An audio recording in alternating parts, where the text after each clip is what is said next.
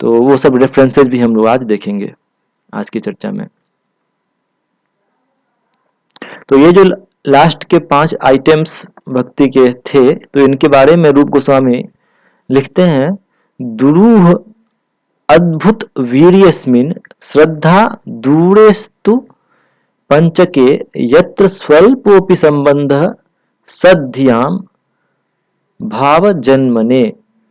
तो ये जो पंचके हैं, लास्ट के 5 आइटम्स थे, वो दुरूह अद्भुत वीर्य, उसमें अचिंत्य अद्भुत शक्ति है।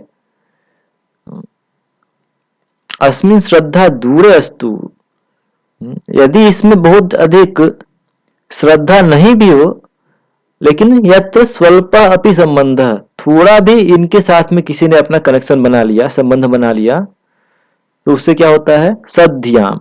लेकिन किस तरह का संबंध, तो सद्धियाम, उसमें अपराध नहीं होना चाहिए, इस तरह का संबंध। तो ये लास्ट के 5 आइटम से यदि किसी ने थोड़ा भी संबंध बना लिया, अपराधहीन संबंध बना लिया, तो उसको भाव जन्मने, वो भाव के लेवल तक पहुंच सकता है। ये इतना पावरफुल अंग है भक्ति का, इसलिए इसकी शक्तियां अचिंत्य हैं, ये हमारे समझ में नहीं आने वाली है कि कितना पावरफुल है, इतना इसकी शक्ति है भक्ति के लास्ट 5 अंगों की। तो अभी हम लोग ये भक्ति के जो 64 अंग है, उनका शास्त्रों से क्या प्रमाण मिलता है, इसके बारे में देखेंगे। तो पहला जो अंग था भक्ति का, वो था गुरु पादाश्रय, यानी कि गुरु के चरणों के शरण लेना। तो इसके प्रमाण में कि ये कहाँ से लिया गया है, कोई पूछेगा कि अच्छा ये भाई आप बताइए कि ये भक्ति का एक अंग है, लेकिन मुझे कैसे पता चलेगा, किस शास्त्र में लिखा हुआ है। तो इसका प्रमाण श्रीमद् भागवतम में 11th कैंटो 11वां स्कंद 3रा अध्याय 21वां नंबर श्लोक में दिया गया है। वहां पर प्रबुद्ध जो कि नव योगेंद्रों में से एक थे, तो वो निमि महाराज को उपदेश देते हैं।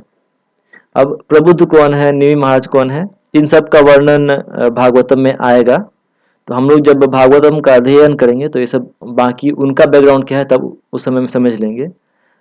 फिलहाल के लिए हम लोग इतना ही समझते हैं कि ये प्रबुद्ध निमि महाराज को उपदेश दे रहे हैं। तो उनमें उस समय वो कहते हैं, तस्माद् गुरुं प्रपद्येत जिज्ञासु श्रेय उत्तमम शाब्दे परे च निष्णातम ब्रह्मणि उपसमाश्रयम। तो इसमें वो बता रहे हैं कि तस्मात् यानी कि इसीलिए गुरुं प्रपद्येत, एक गुरु के शरण में जाना चाहिए।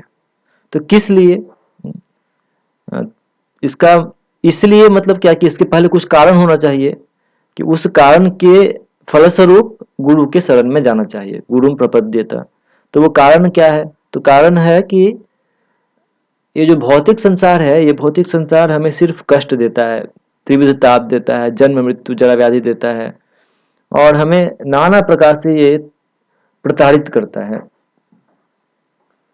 तो इसके दुख को समझते हुए कि कैसे इस भौतिक जगत में प्राप्त करने के लिए और कुछ नहीं है, यहाँ पर सिर्फ और सिर्फ खोने के लिए ही है, यहाँ पे सिर्फ दुख ही भरा पड़ा है। तो इस भौतिक जगत के दुखमय प्रकृति को समझने के बाद में जब कोई व्यक्ति इससे बाहर निकलना चाहता है, तब उस समय में ऐसे सीरियस भक्त के लिए, जो जीवन में वास्तविक सुख को प्राप्त करना चाहता है, वो जान चुका है कि भौतिक जगत में कोई सुख नहीं है, जिज्ञासु श्रेय उत्तमम, जो श्रेयस्कर के प्रति जिज्ञासु है, तो वैसे लोगों के लिए क्या करना चाहिए, उसे गुरु के पास में जाना चाहिए। तस्मात् गुरुं प्रपद्येत, गुरु के पास में जाना चाहिए। चाहिए मतलब ये एक कंपल्सन है कि जाना ही पड़ेगा। और अब गुरु कैसा हो, उसकी क्या गुणवत्ता होनी चाहिए, क्या गुण उनमें होने चाहिए, तो उसके बारे में कहा गया है, शाब्दे परे च निष्णातम ब्रह्मणि उपसमाश्रयम। तो उनका गुणवत्ता ये होना चाहिए, उनमें ये गुण होने चाहिए कि पहला गुण शाब्दे निष्णातम। शब्द का अर्थ होता है ब्रह्म शब्द, शब्द यानी कि शब्द ब्रह्म यानी कि वैदिक शास्त्र। तो उन्हें वैदिक शास्त्रों में निष्णात होना चाहिए। अब वेदों में बहुत सारे शास्त्र आ जाते हैं, तो जब यहाँ पर वैदिक शास्त्र कहा जा रहा है, तो विशेष रूप से इसका अर्थ हो गया भगवद गीता, श्रीमद् भागवतम इत्यादि ग्रंथ जो कि भक्ति से संबंधित ग्रंथ हैं। तो कम से कम उन्हें भक्ति से संबंधित ग्रंथों में निष्णात होना चाहिए। जरूरी नहीं कि उन्हें हर श्लोक बिल्कुल कंठस्थ हो इन ग्रंथों का भी, लेकिन इनका तात्पर्य क्या है, वो क्या कहना चाह रहे हैं हमें, ये अर्थ उन्हें बिल्कुल स्पष्ट होना चाहिए। उसका जीवन में क्या एप्लीकेशन है, इन चीजों के बारे में उन्हें पता होना चाहिए। तो ये है शाब्दे निष्णातम। और दूसरा है परे निष्णातम। परे निष्णातम मतलब क्या, शब्दे परे ब्रह्मणि निष्णातम, यानी कि वो उनका हीरिंग और चैंटिंग, श्रवणम और कीर्तन में रुचि होनी चाहिए। और ब्रह्मणि उपसमाश्रयम,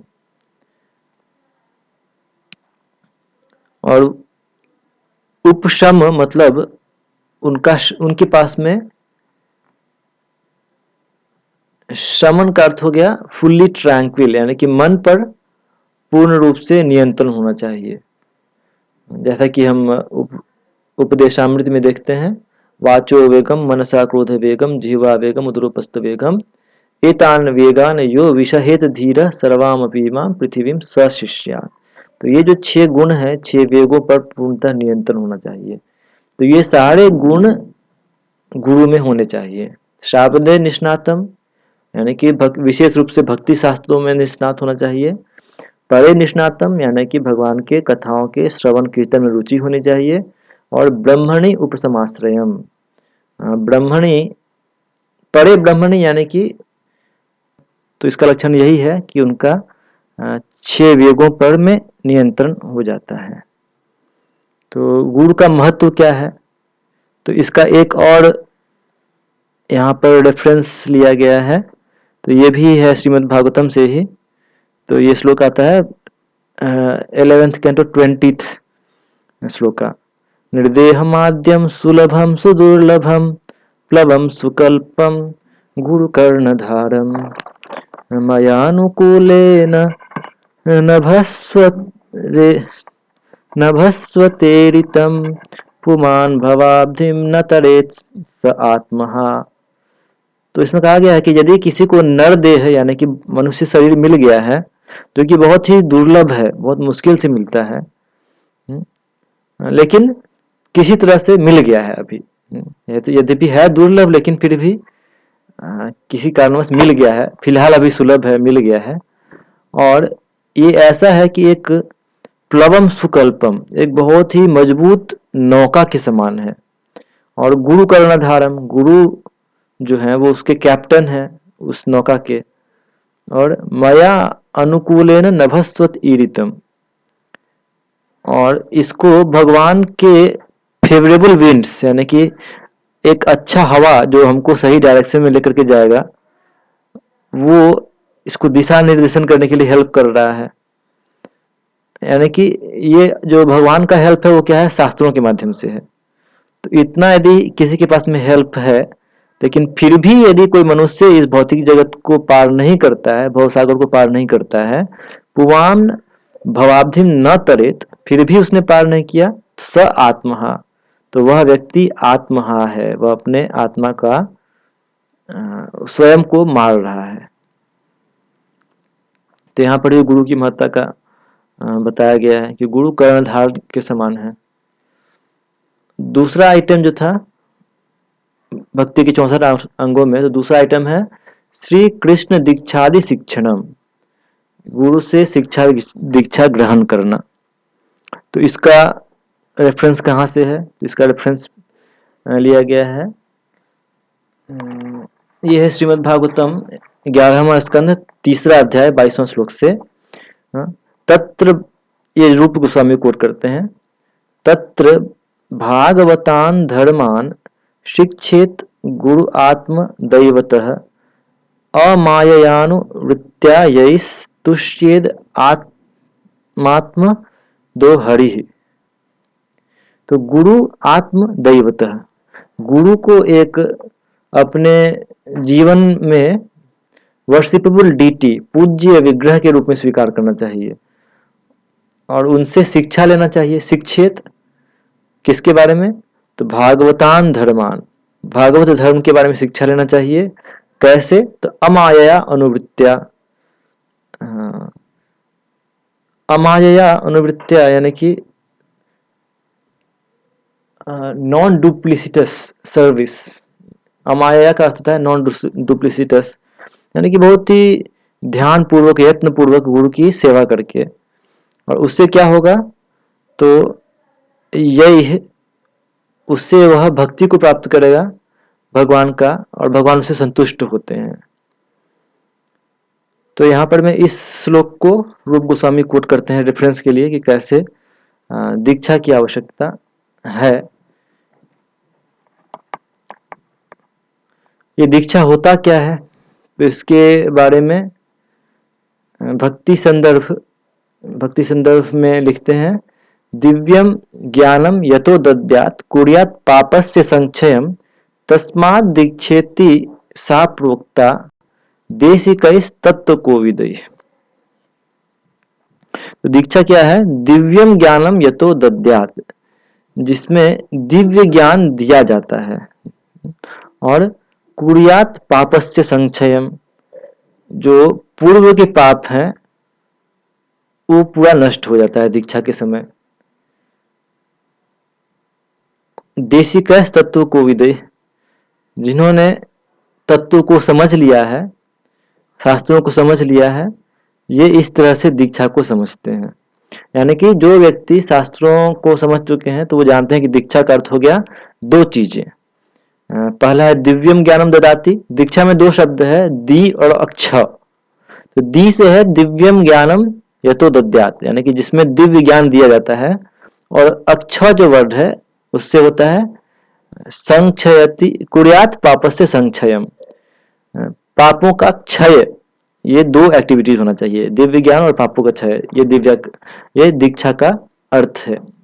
तो कभी कभी लोगों के मन में एक प्रश्न आता है कि क्या दीक्षा नेसेसरी है, क्या एकदम कंपलसरी है, क्या मैं दीक्षा लिए बिना भक्ति में आगे नहीं बढ़ सकता हूं?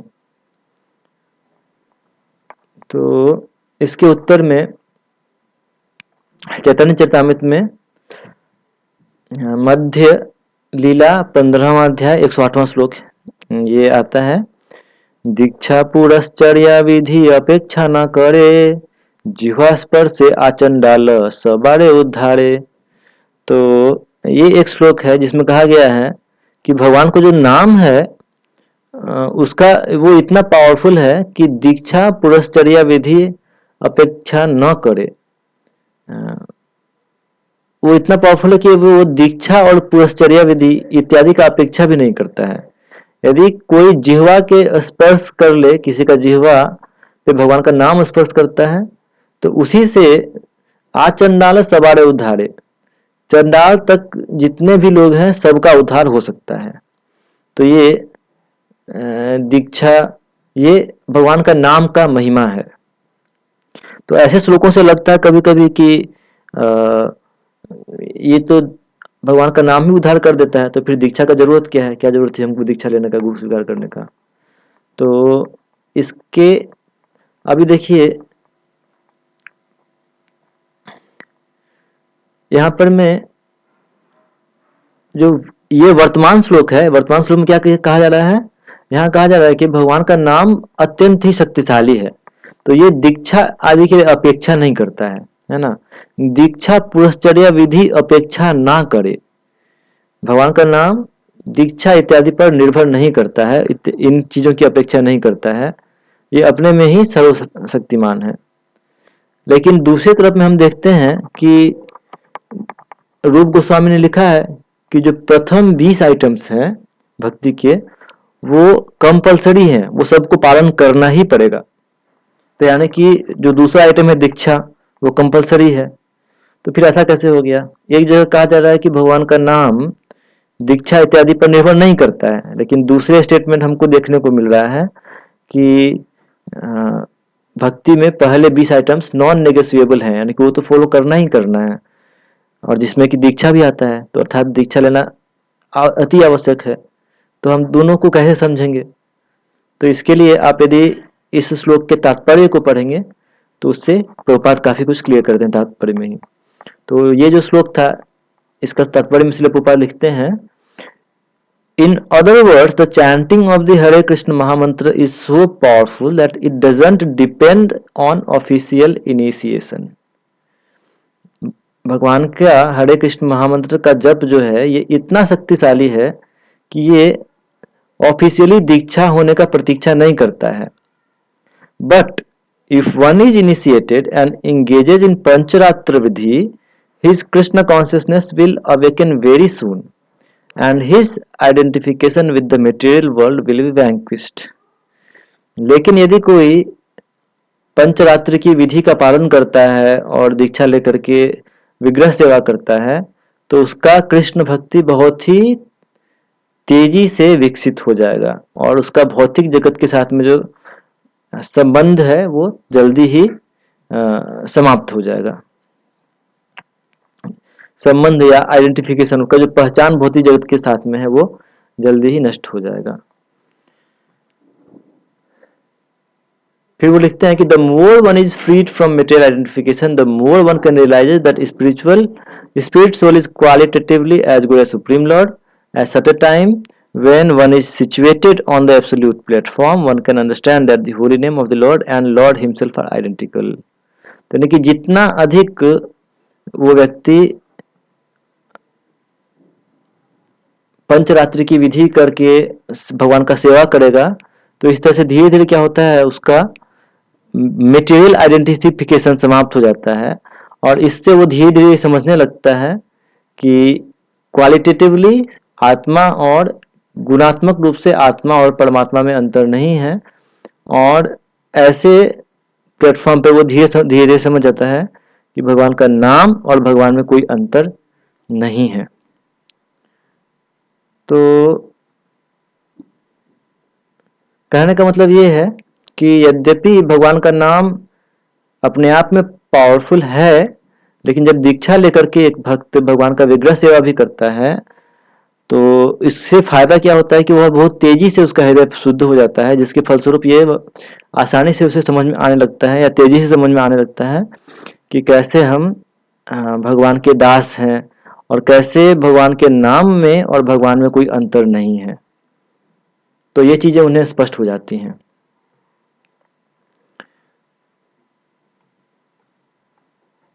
तो भगवान के नाम के जप में जो दूसरा अपराध होता है वो क्या है? तो दूसरा अपराध किसी को याद है? भगवान के नाम जप में दूसरा अपराध क्या है?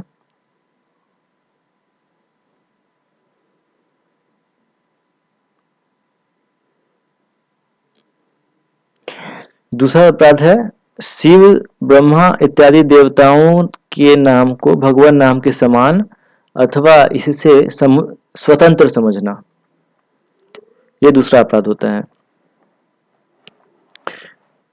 तो वास्तव में यदि कोई ये सोचता है कि कृष्ण और उनका नाम में अंतर है तो ये भी फिर दूसरा अपराध हो जाता है।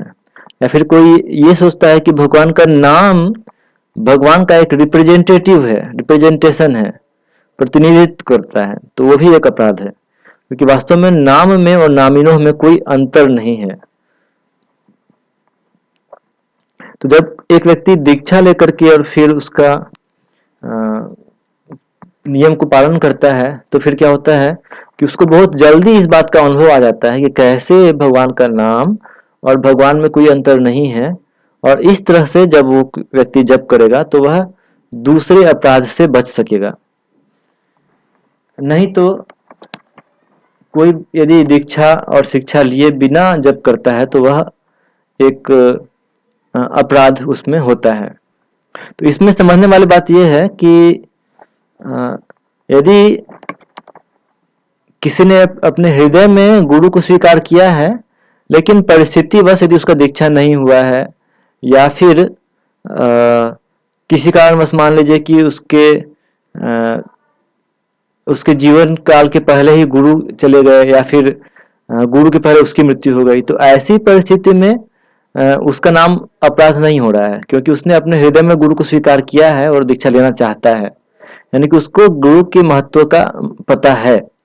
लेकिन यदि कोई व्यक्ति ऐसा सोचता है कि मैं तो जब कर ही रहा हूं तो मुझे गुरु की जरूरत नहीं है, तो ये मानसिकता एक अपराध हो जाता है।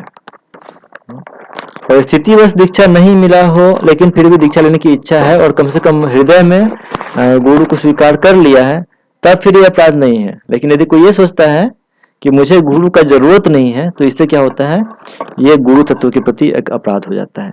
तो इसलिए ये नहीं सोचना चाहिए कि मुझे गुरु का जरूरत नहीं है।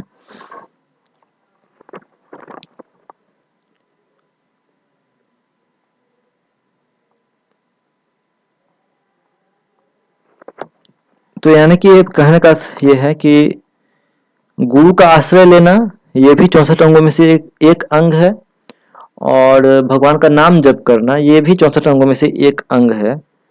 तो हर एक अंग भक्ति के दूसरे अंग को सपोर्ट करता है। हम ऐसा नहीं सोचना चाहिए कि ये एक अंग दूसरे अंग से कॉम्पीट कर रहा है। यदि हम मतलब भगवान का नाम फिर दीक्षा पर निर्भर हो गया, तो ये तो इससे भगवान का नाम का पावर घट गया। तो पावर नहीं घटा है वास्तव में, ये भक्ति का ही अंग है, और एक अंग दूसरे अंग को वर्धित कर रहा है। जैसे कि श्रवण है, तो श्रवण हमारे कीर्तन को वर्धित करता है और कीर्तन श्रवण को वर्धित करता है। जैसे मान लीजिए कि हम स्मरण करते हैं भगवान का, तो भगवान का स्मरण हमारे कीर्तन को वर्धित करेगा। तो माने ये जो 64 अंग है, इसका कोई भी एक अंग जो है वो दूसरे अंग को पालन करने में हेल्प करता है, सहायता करता है। तो वैसे ही भगवान का नाम जो है वो जब कोई दीक्षा लेके करता है तो वो एक दूसरे को हेल्प करता है आगे बढ़ने में। तो इससे ऐसा नहीं है कि होली नेम का या भगवान का नाम का पावर घट गया है। ये एक इस तरह का चेतना हमको मन में नहीं रखना चाहिए। जब हम शास्त्रों में ऐसा स्टेटमेंट देखते हैं कि भगवान का नाम जो है वो दीक्षा इत्यादि पर निर्भर नहीं करता है, तो इसका अर्थ हमें ये समझना चाहिए कि ऐसे लोगों ने जिन्होंने किसी परिस्थिति बस दीक्षा अभी तक ले नहीं पाए हैं, लेकिन कम से कम हृदय में स्वीकार किया है गुरु को, और कम से कम गुरु के प्रति उनका एटीट्यूड जो है वो ऑफेंसिव नहीं है, तो वैसे लोगों को फिर भगवान का कृपा मिलेगा। भक्ति विनोद ठाकुर लिखते हैं कि जैसे ही किसी व्यक्ति का भक्ति में फेथ या भक्ति में विश्वास जागृत होता है, तो तुरंत ही उसे एक गुरु की आवश्यकता समझ में आने लगती है। तो इसलिए इसका अर्थ ये हो गया कि यदि कोई ये सोचता है कि मुझे गुरु की आवश्यकता नहीं है, तो इसका अर्थ है कि शायद उसने भक्ति शुरू करने का जो प्राइमरी रिक्वायरमेंट है वही पूरा नहीं किया है। क्योंकि यदि कोई भी व्यक्ति थोड़ा ही भक्ति में आगे बढ़ जाएगा तो तुरंत उसे गुरु की आवश्यकता का अनुभव होता है। तो ये मन में कभी नहीं रखना चाहिए कि मुझे गुरु की जरूरत नहीं है। हमें गुरु की जरूरत है और दीक्षा लेने का प्रयास करना चाहिए। हाँ, गुरु चूज करने के लिए टाइम लग सकता है, वो अलग बात है, लेकिन ये नहीं सोचना चाहिए कभी भी कि हमें गुरु की जरूरत नहीं है। तो ये दूसरा आइटम था। फिर तीसरा आइटम था भक्ति का विश्रम्भेन गुरु सेवा। दीक्षा लेने के बाद में श्रद्धा पूर्वक गुरु की सेवा करना। तो इसका श्रीमद् भागवतम में से रेफरेंस लिया गया है। अर्चायाम वाम विजानीयान नावमन्येत करिचित न मर्त्य बुद्ध्या सूयेत सर्वदेव मयो गुरु। आचार्य को मेरे समान ही मानना चाहिए और उनका कभी भी किसी भी तरह से अवमानना नहीं करनी चाहिए, और उनसे असूयता, उनसे ईर्ष्या भी नहीं करनी चाहिए, ये सोचकर कि वो एक साधारण मनुष्य हैं। वो वास्तव में सभी देवताओं के प्रतिनिधित्व करते हैं। तो इसीलिए ऐसे गुरु की सेवा करनी चाहिए। चौथा आइटम था साधु वर्तमानुवर्तनम, यानी कि शास्त्रों के नियमों का पालन। तो इसका प्रमाण लिया गया है स्कंद पुराण से। ये श्लोक है, समृग्य श्रेयसाम हेतु पंथा संताप वर्जितः अनवाप्तश्रमं पूर्वे येन संतः प्रतस्थिरे। तो सह मिज्ञ, यानी कि हमको पालन करना चाहिए पंथा, शास्त्रों के नियमों का, श्रेयसाम हेतु, अपने श्रेयस के लिए, संताप वर्जित, तो हो ज्यादा कठिन नहीं होना चाहिए। और ये कैसे होना चाहिए, ये न पूर्व संत अनवाप्त श्रमम प्रतस्थिरे, हमें वैसा रास्ता चुनना है जिसमें पूर्ववर्ती आचार्य लोग चल चुके हैं। भक्ति कोई नया रास्ता नहीं होता है, उसमें ऑलरेडी हमारे आचार्यों ने चला है, शास्त्रों में वर्णित है, और हमें उस पथ का बस पालन करना होता है, हमें कुछ नया रास्ता निर्माण नहीं करना है। वैसे ही ब्रह्म यामन में लिखा गया है, श्रुति स्मृति पुराणादि पंचरात्र विधिम विना एकांतिकी हरेर भक्तिर उत्पातायैव कल्पते। यदि कोई एकांतिकी हरेर भक्ति कर रहा है,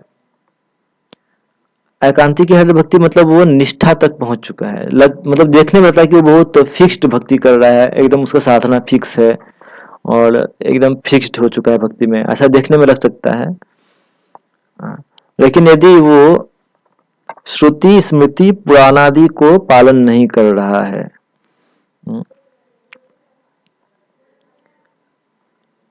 क्यों? क्योंकि उसका उसमें श्रद्धा नहीं है। तो यदि ऐसी परिस्थिति में बाह्य दृष्टि से तो लग सकता है कि वो भक्ति में बहुत आगे बढ़ चुका है, बिल्कुल फिक्स हो चुका है, लेकिन वास्तव में वो क्या है, तो उत्पाता एव कल्पते, उसका भक्ति उसके जीवन में खाली उत्पात मचाएगा, उसको कुछ फायदा नहीं होने वाला है। तो ये एक बहुत ही एक मन में संशय आता है कि अरे वो तो भक्ति कर रहा है, ठीक है शास्त्र से नहीं पढ़ा है, लेकिन भक्ति कर रहा है, तो कैसे भक्ति करने से, वो भी फिक्स्ड भक्ति कर रहा है, बिल्कुल प्रैक्टिस उसका बहुत स्ट्रांग है, तो कैसे ऐसा भक्ति उसके जीवन में उत्पात लाता है। तो ये दिखाता है कि कैसे यदि कोई शास्त्रों का पालन नहीं करता है तो ये उसके लिए एक दोष बन जाता है। तो इसलिए हम लोगों को जो भक्ति कर रहे हैं वो वैष्णव शास्त्रों के अनुसार करना चाहिए।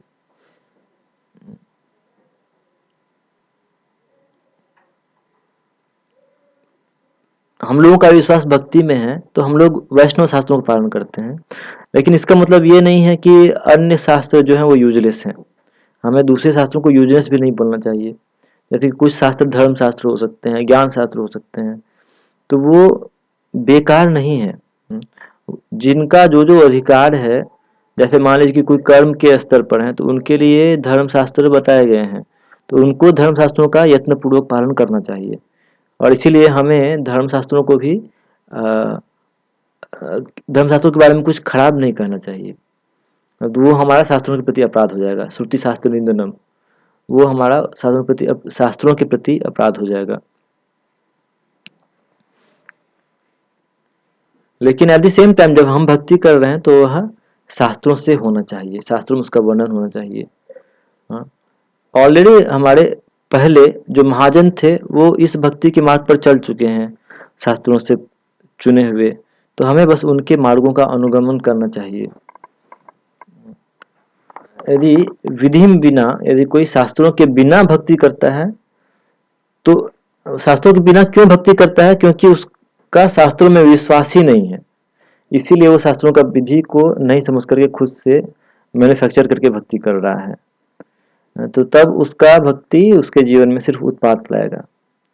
हालांकि कभी कभी ऐसा हो सकता है कि एक व्यक्ति जो है वो भक्ति करना चाह रहा है, लेकिन उसको भक्ति शास्त्रों का ठीक से ज्ञान नहीं है और इस अज्ञानता में थोड़ा बहुत गड़बड़ी हो जा रहा है, तो उसका भक्ति उसके जीवन में उत्पात नहीं लाएगा।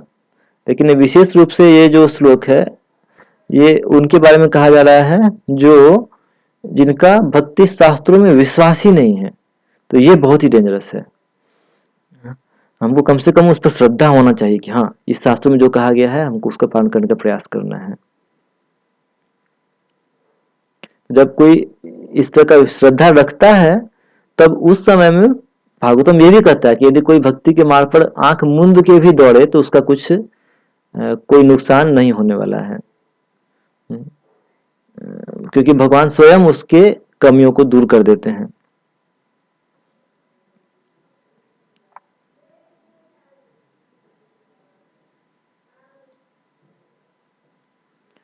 एक और श्लोक आता है साधु वर्तमान अनुवर्तनम के लिए,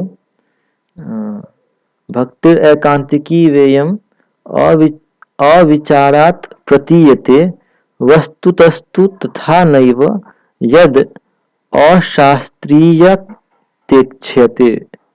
दिस टाइप ऑफ भक्ति appears to be प्योर भक्ति, यानी कि देखने में लग सकता है दूर से कि अरे तो बड़ा बहुत स्ट्रांग भक्ति कर रहा है, लेकिन वास्तव में क्यों हो रहा है ऐसा, हमको क्यों लग रहा है, तो अविचारात, क्योंकि हम ठीक से इस पर विचार नहीं कर पा रहे हैं। लेकिन वस्तुतः तु तथा न एव, लेकिन वास्तव में ये भक्ति है ही नहीं, अहेतु की भक्ति नहीं है। क्यों?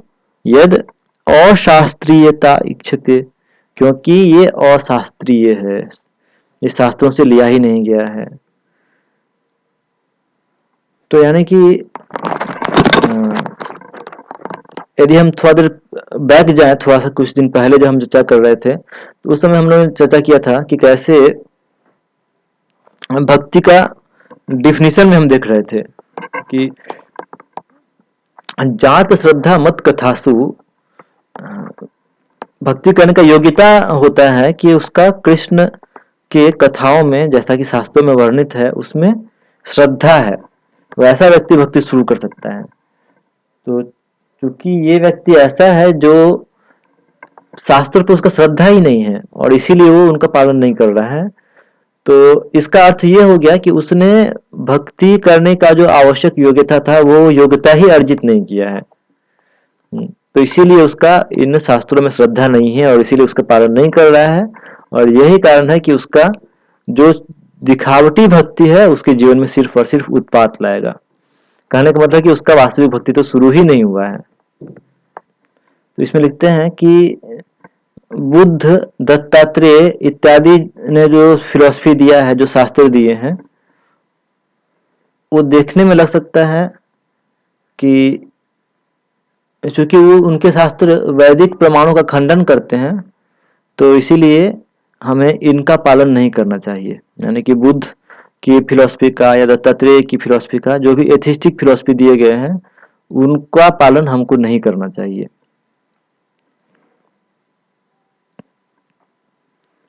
तो कोई बोलेगा कि अरे ये तो भगवान के अवतार हैं, तो हम क्यों इनका पालन नहीं करें।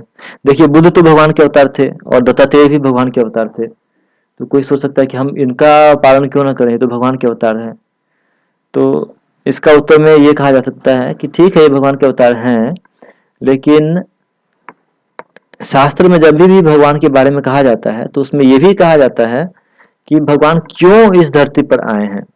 तो जब आप बुद्ध के बारे में देखेंगे तो ऑलरेडी उनके बारे में लिखा गया है कि भगवान बुद्ध का अवतार होगा, वो इस जगत में जो आसुरिक लोग हैं, आसुरी लोगों को भ्रमित करने के लिए वो एक सिद्धांत देंगे।